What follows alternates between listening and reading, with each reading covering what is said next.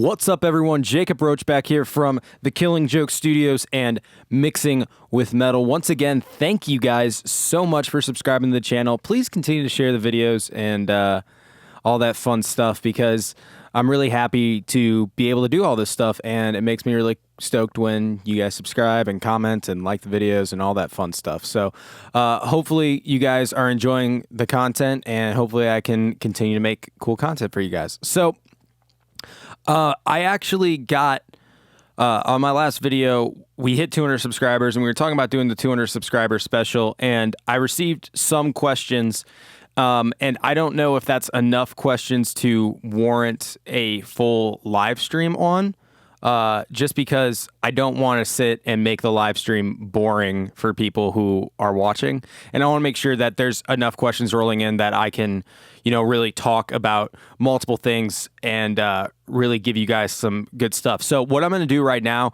is just make videos on all the questions I've received so far. So if I've received a question, I will be making a video about that question, just so I can answer your questions, and then maybe in the future we can do a live stream once we have a few more questions rolling in, just so it's not boring and we're not just all sitting in awkward live stream silence. So anyway, that leads us to the video today.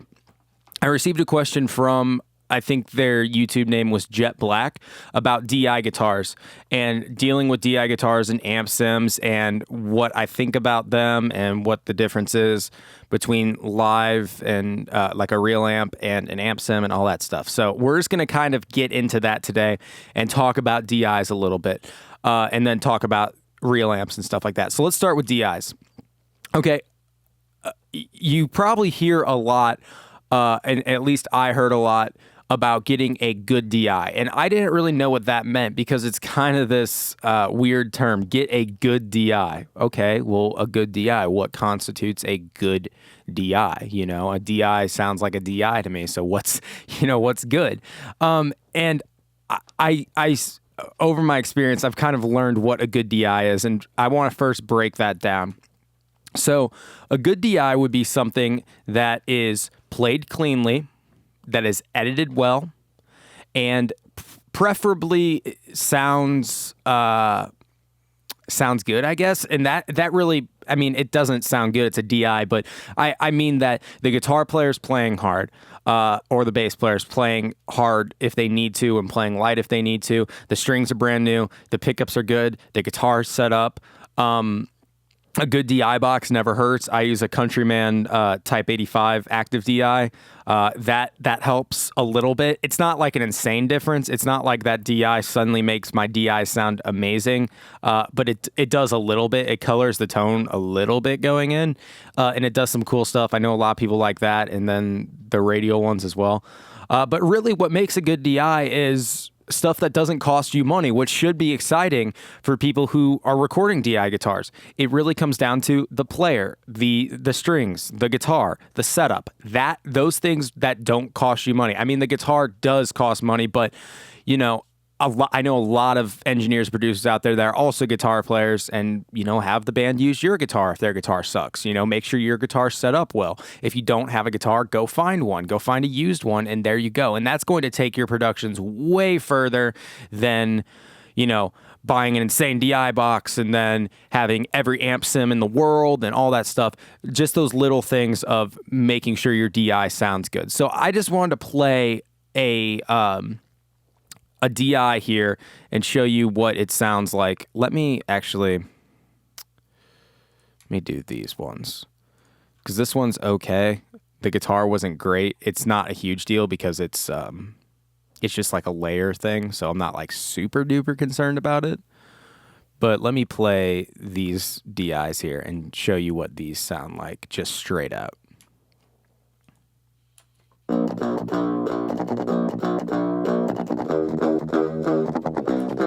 And then maybe some chords.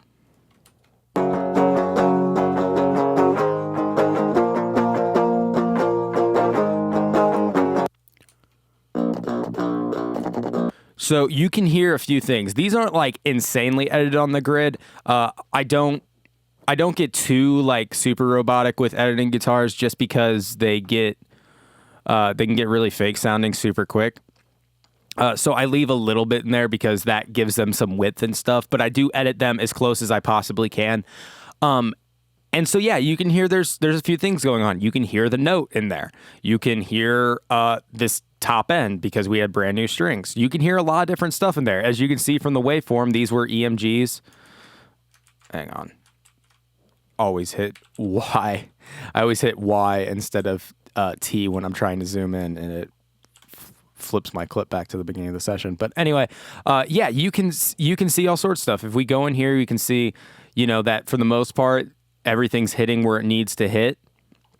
Okay, and this is just a matter of tracking well. And that's really what constitutes a good DI. So let's move on. Now we have a good DI and we know how to get a good DI. Now what do we do with amps? Do we do amp sims? Do we do live amps? What do we do? And that really comes down to your means. I would say if you don't have a nice amp setup to reamp out of, you should probably opt for amp sims. And it doesn't have to be an insane setup. I use a Mesa 412 and a PV6505 with a SM57 in front of it. I use it because it works, and a lot of guys use it because it works. But if you don't have that, and say you maybe have not so great of an amp and not so great of a cabinet, I would opt for using an amp sim before I would go through that. And the only reason I say that is because amp sims sound so ridiculously good now that you would be far better and get far closer to the tone you want through an amp sim than you would through a crappy guitar setup. Okay. And it's easier anyway. So if you have a good setup, go for that because it sounds better most of the time. Not all the time, but most of the time it does. But if you don't, then this is fine. So what do I use? I use a combination of things. I use this TSC 1.1. I don't know. This was the only AAX version of a tube screamer that I found, and it works. I know there's other ones, and if you're on another DAW that accepts VSTs or audio units, then there's about a billion out there. But I think this is the only one currently for AAX, so that's why I use this. And then I use Bias Amp. So let me open this up. Bias always takes forever to load. Yeah, I use Bias Amp. Typically, I use the Mark II C+, or generally I just use the Mark II C+. Sometimes I'll use the tread plate or maybe the 5153, but for some reason the Mark II C+ just works for me. That's what that's my go-to at least.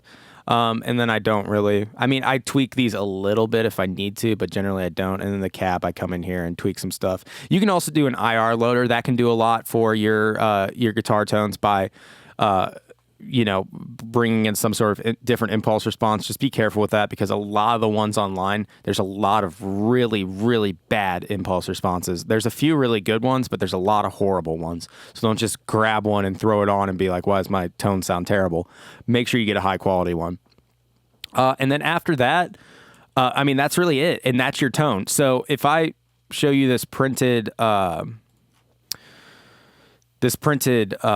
bias tone, and let me bypass all of the plugins here. This is what we're left with.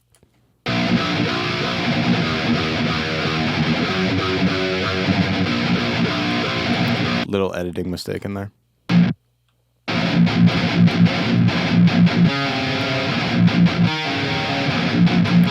And that does some stuff. And if I bring all of this processing in, here's where we're at.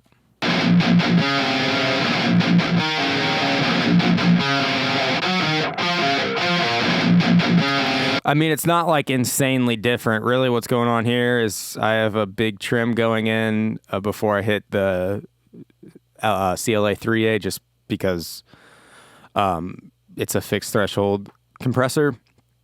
I have some Pro Q2 that's just rolling off bottom and then dipping out something I found gross here. There's another video about getting rid of harsh frequencies and guitar tones that I will link in the description below. What else?